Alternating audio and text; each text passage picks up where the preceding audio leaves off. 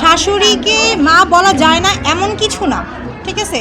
শাশুড়িরও কিন্তু বউকে মেয়ের মতো দেখতে হবে, ঠিক আছে? আমরা শুধু একাকিত্বভাবে মা বাবা দেখতে হবে, বউ শাশুড়িকে মার মতো এখন দেখতে হবে। আমরা দেখা গেছে যে সারাদিন কাজকর্ম করে এসে আমরা আমাদের কাজের জায়গা থেকে কাজ করে যাব, তারপর গিয়ে শুনবো শাশুড়ির মুখে এই কথা সেই কথা, তখন নিজের মনে খারাপ লাগবে যে আমি তো ঘরে সব কিছু করে আসছি, আমার শাশুড়িকে একটু ভাত বেড়ে খেতে পারলো না।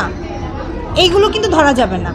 ওই আমি যেরকম বউ আমাকে মেয়ের মতো দেখতে হবে, আর আমি যেরকম বউ হয়ে আমি শাশুড়িকে দেখছি আমাকেও তাকে মার মতো দেখতে হবে। অবশ্যই অবশ্যই অবশ্যই। তখন বউ শাশুড়ি একসাথে মা ও মেয়ের মতন চলাফেরা সেটা এরকম নাই, এখন এরকম নাই আসলে।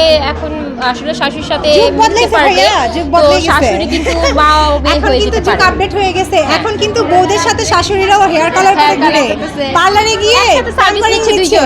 তো এখন কিন্তু আর আগের মতো নাই, একসাথে সার্ভিস দিচ্ছে। এখন কিন্তু শাশুড়িরা প্রেফার করে আমার বৌমাকে এই শাড়িটা সুন্দর লাগবে, আপনি এইভাবে করে দিবেন। আমরা এরকম অনেক ক্লায়েন্ট পাই, আমাদের চোখে আমরা নিজের হাতে দেখি, তখন এই জিনিসগুলো দেখলে খুবই ভালো লাগে। শাশুড়ির উদ্দেশ্যে বলবো আলহামদুলিল্লাহ, আমরা বললাম না, প্রথমেই তো বললাম যে ফ্যামিলি সাপোর্ট, হাজবেন্ড সাপোর্ট না থাকলে কিন্তু ভাইয়া হবে না। আমার সাপোর্ট আমি করছি, আমার শাশুড়ি না করে, করো কিন্তু করো না করেনি। সবারই একটা লিমিটেড থাকে, একটা লিমিট বজায় থাকতে হবে। হ্যাঁ, আমরা লিমিটের বাইরে কাজ করি না দেখে কিন্তু তোমাদেরকে আমাকে খারাপ বলতেছো না, তুমি করতেছো এটা খারাপ, করো তুমি। আমার শাশুড়িদের কথা হচ্ছে একটাই, তোমার হাজবেন্ড যদি দেয় করবা, সমস্যা নাই। আমার ছেলে রাজি, আমিও রাজি। ছেলে খুশি থাকলেই তো বউ মানে হচ্ছে মা খুশি থাকবে, তাই না? এইটাই হচ্ছে কথা।